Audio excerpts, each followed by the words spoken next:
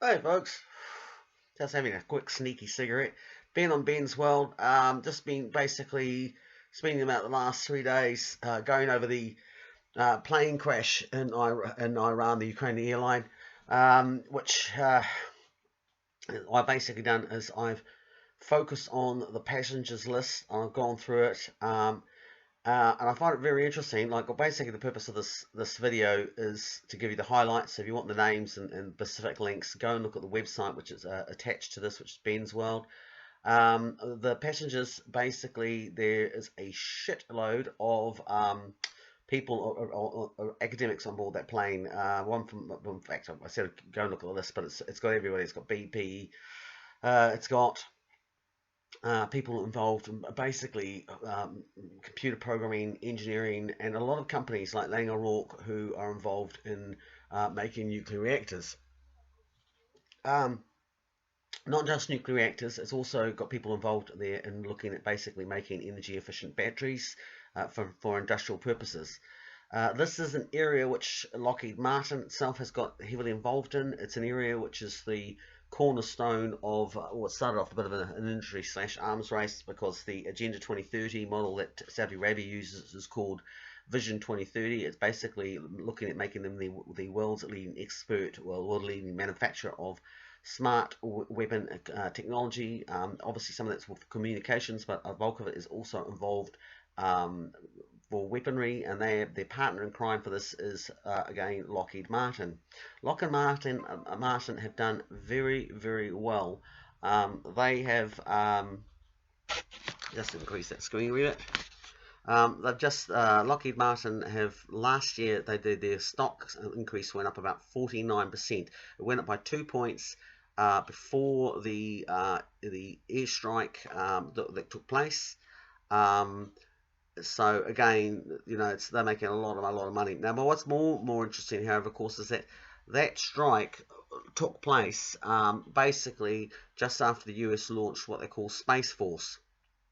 Part of that Space Force includes setting up of a satellite network, which into space which is from SpaceX, called Starlink. And that actually orbits over New Zealand every night about 10:30. There's actually been a lot of reports of out there, thousands of people seeing these 30 or 40 kind of UFO-shaped globes traveling across the sky. They're traveling roughly about a latitude across New Zealand, about 45 degrees south, which is pretty much where the new space company Leolab, which is they track space debris and small objects in space, put themselves. No, they put themselves. And it's also very interesting because, of course, that's the same area where the 5G rollout has all begun. Now, all of the stuff that's happening in space is very much related, or the core of it is the 5G. So 5G is basically used to run what they're calling the Internet of Things, which is effectively about, again, getting, what Elon Musk wants to do is just his company alone wants to launch something like 20 to 30,000 of these like telecommunication satellites into space. In New Zealand, I've written in the past, and I've only really just started to click what's been going on, is that the US military have been slowly moving in and taking control of our airspace, automating all our air systems. That's all been done that started off in 2012, and again I've got the details of how that happened and what the instigating event was. So we had a shutdown system here in about, I think it was actually the system that launched in 2016, but again the links and material are in my website for Pacifics. And of course, that's the same time that Lockheed Martin became the financiers for space for Rocket Lab in Mahia Peninsula. Mahia Peninsula, of course, did a couple of things significant in relation to all this prep that we've been seeing towards of what let's call it Star Wars.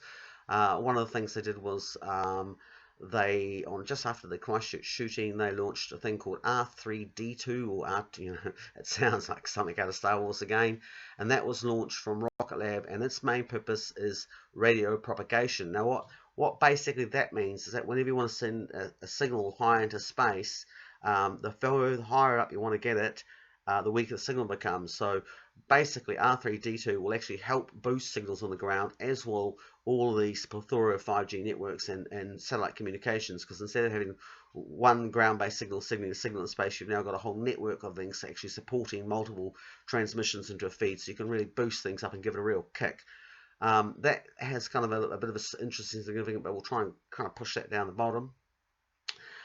Basically, what we've also soon around seen is that Lockheed Martin began investing very heavily in New Zealand and Australia. I mean, Australia is something like the sixth largest uh, importer of weapons now, and again, it's Australian submarine fleet is supported by Lockheed Martin, and again, Lang O'Rourke, the same company that's helping build these reactors in Iran.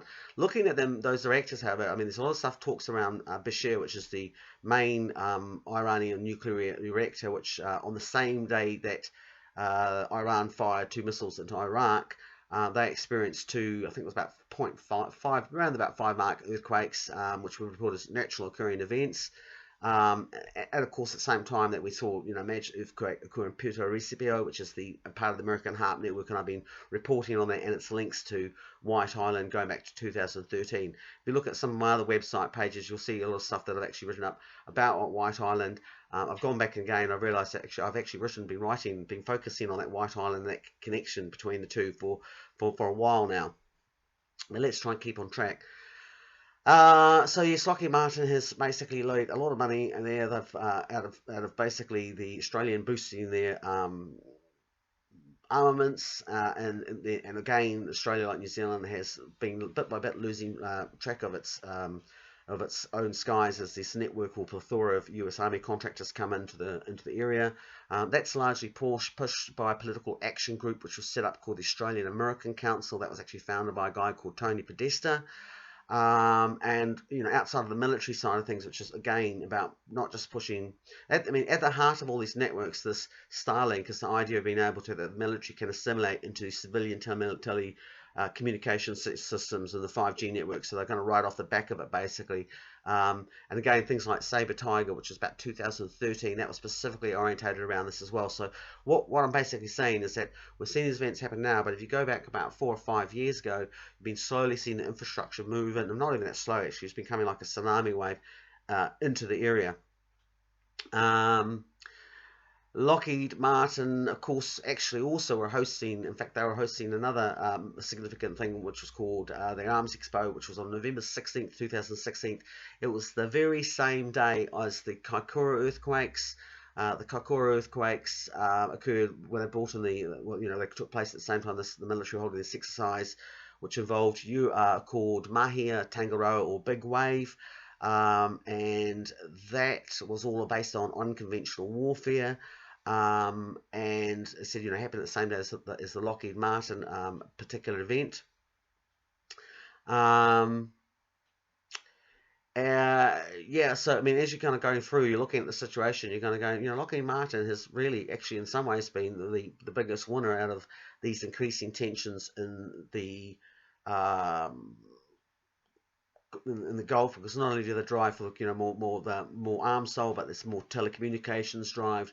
There's a real push on this whole thing on Space Force, and at the heart of all of that is actually about the fact that Lockheed Martin is also going into the area of basically making energy efficient batteries, which will run not just for civilian purposes or for your phone or whatever, but for running railways, power, cities, so on, smart cities. And if you can basically make that the sort of the new thing that we're running upon oil, then it means that Lockheed Martin is a unique situation, because whereas beforehand you might say, I'm Lockheed Martin, I sell weapons to ships that need to run on oil, but I'm not Lockheed Martin, I don't have control of the oil industry.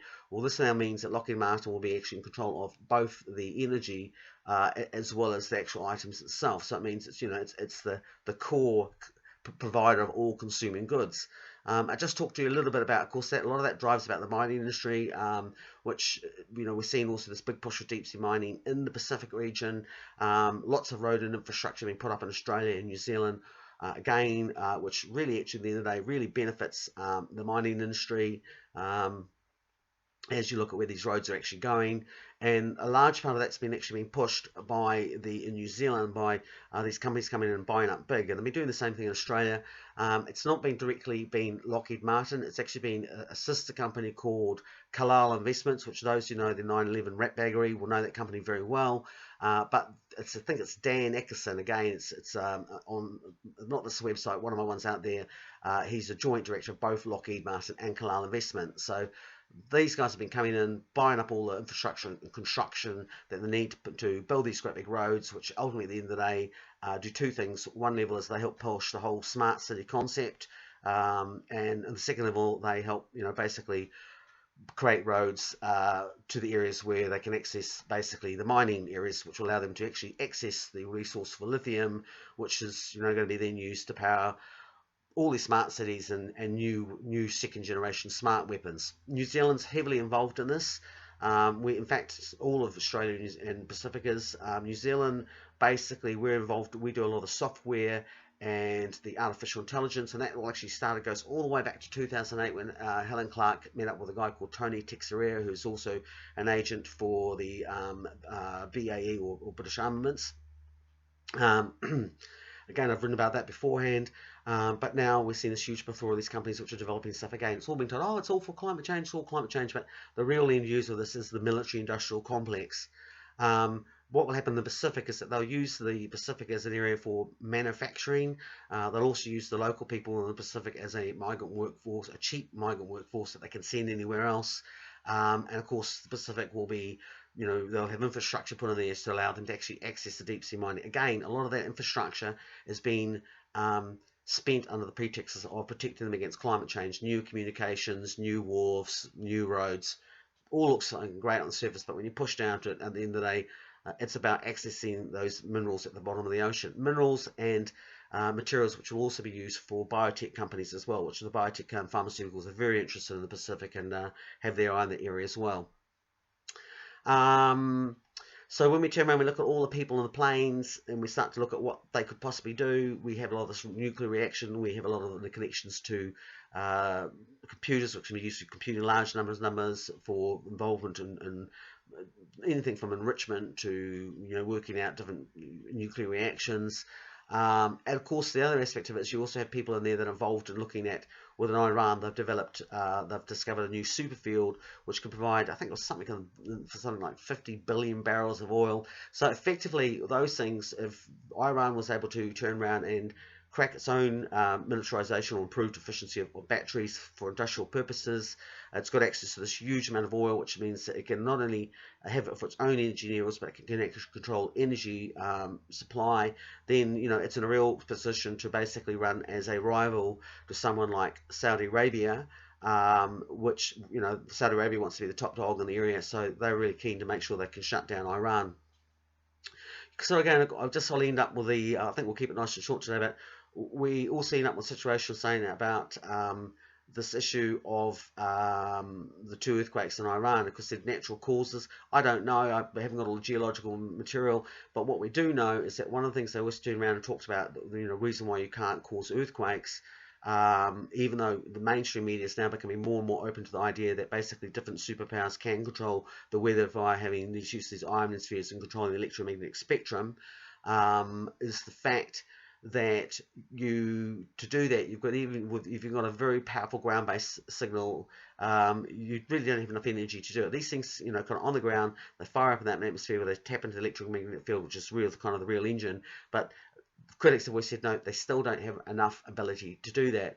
Well, we know for a fact that with the R32D2 and the new Internet of Things, with all these interconnecting little satellites that can basically allow sort of multiple transmissions of signals, they've really put a real kick into that situation. So they've taken up to a next level. So again, 5 years ago, that same mainstream media chairman said, "Oh no, you can't control the weather." It's now saying we actually can control the weather. So where will we be in 5 years' time? I think it's pretty much become very, very clear that one of the things that's also coming out is that that's come out as the mainstream media is kind of caught up with the science, which even the civilian scientists have been playing catch up by military scientists, is that there is an interlinkation between the ionosphere and the tectonic plates, and this again relates, of course, to the issue of in terms of earthquake detection. You've got Japanese scientists, which again I mentioned one of them on my website there below, who's been saying, well, actually, all this network of GPS use, because they can be used to basically monitor this interrelation so that we can learn about it and learn as a precursor. Again, it's interesting, at Rocket Lab, the Lockheed Martin funded operation. One of the satellites launched from that is called QuakeTech, which again is studying specifically this aspect of it.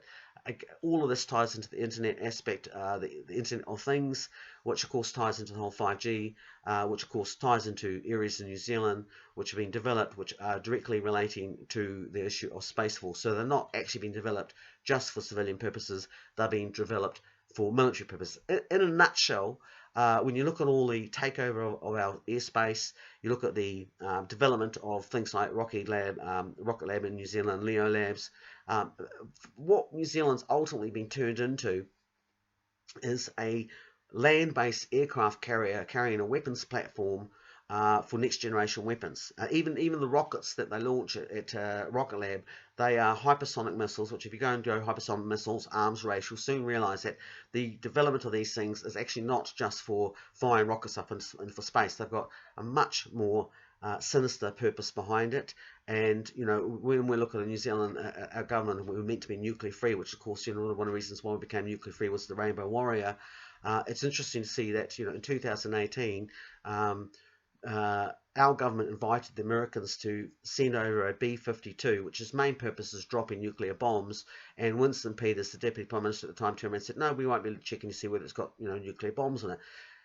That is a real indication, so that the fact that our government can turn around one level and say, oh no, we hate Donald Trump, he's a terrible, terrible man. Well, that might be the case, but the reality is we are firmly in the Five Eyes camp, and we have been, if you look at the number of military exercises that have been occurring in New Zealand, I mean, they have really been exploding on scale and size. We're even look at the camouflage that New Zealand soldiers wear. When I was serving, we used to wear these jungle greens because basically we were fighting the jungle. The Pacific is tropical. We're now fighting wearing a type of camouflage which really only has one particular function, which is either for an urban warfare or a desert environment. So, when you look around the world, it's pretty bloody well clear who, what kind of geography. And again, what I know about the military, having been there, is that we generally don't spend money unless we're planning to actually use it. So, for over the last effectively 10 years, we've seen this huge preparation of a military. New Zealand sucked into NATO, fitted our whole all our white defence papers. Means that we're no longer designed to fight by ourselves or fight in a localised environment. We're designed to fight with a larger army.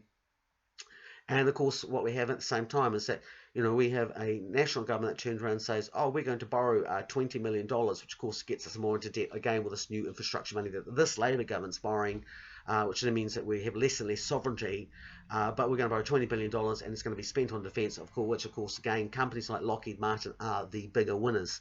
We've really been sucked into the military industrial complex big time. So has Australia. I mean, that's no surprise for journalists out there like John Pelcher for years were warning us about the mushrooming of this relationship within Australia. And so that's where we're at, unfortunately. So, whether there is a war in Iran, it's still too soon to see. I think that basically Donald Trump may be playing some brinkmanship. But when you look at countries like Saudi Arabia, who, again, Israel has permitted them the permission to fly their planes over to bomb Iran if they need to, specifically targeting on the reactor in Iran.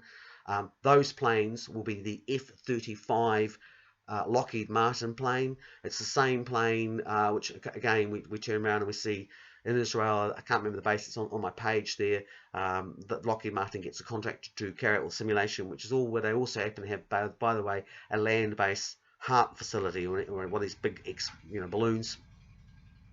The F-35 is what the Australian government is buying. And of course, we are not getting F-35s in UK. What we have is Typhoons, but the Typhoons were all upgraded and bought last year. There was a huge wave of them in England, which again, the preparations, might have governments saying, oh no, in the UK we're outraged at what Donald Trump's doing. But if you look at the preparation of what's going on, they may say they're outraged, but what the spending and what's going on in terms of within the military circles doesn't necessarily match up with what the politicians are actually saying. Even this is true in Japan, which again has brought a big huge flux of these F-35 Lockheed Martins.